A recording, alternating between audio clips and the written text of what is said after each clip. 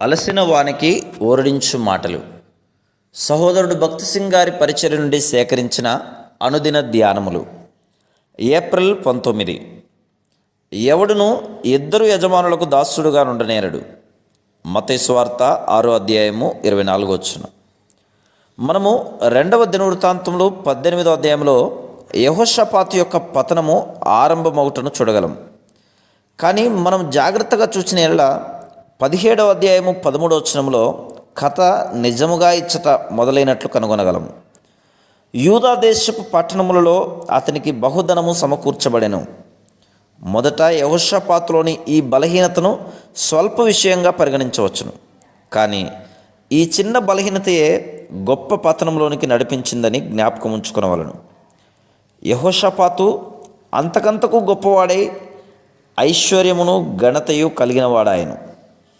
కానీ సాతాను అతనిని బలహీనపరచుటకు అతని ధనాశను ఆధారంగా చేసుకొనెను.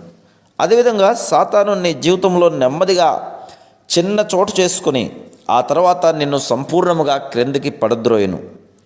2వ దినవృత్తాంతంలో 18వ అధ్యాయం 1వ వచనంలో యెహోషాపాతు ఆహాబుతో సన్నిహిత సంబంధమును ఏర్పరచుకున్నట్లు చదువుచున్నాం. ఇశ్రాయేలీయులను పరిపాలించిన మిక్కిలి చెడ్డ రాజులలో అహాబు ఒకడు. 1 రాజులు 16వ అధ్యాయము 30 నుండి 33 వచనములు. అటువంటి రాజుతో యెహోషాపాతు వియ్యమొందెను.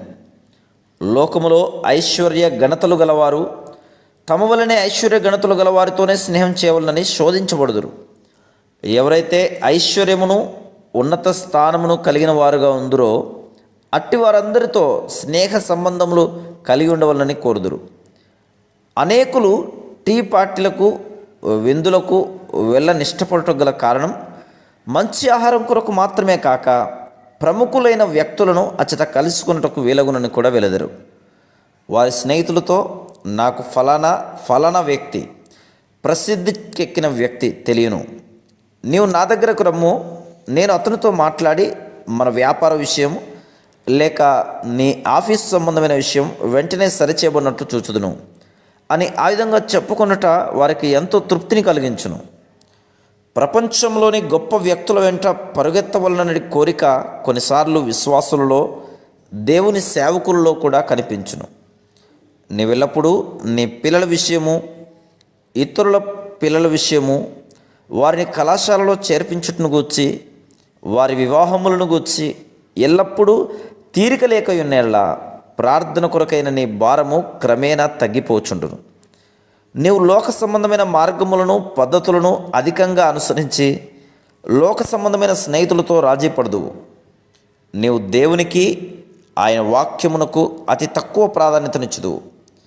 అనేక మంది దేవుని సేవకులు దేవుని సేవలో కూడా లోక సంబంధమైన పద్ధతులు ప్రవేశపెట్టిరి.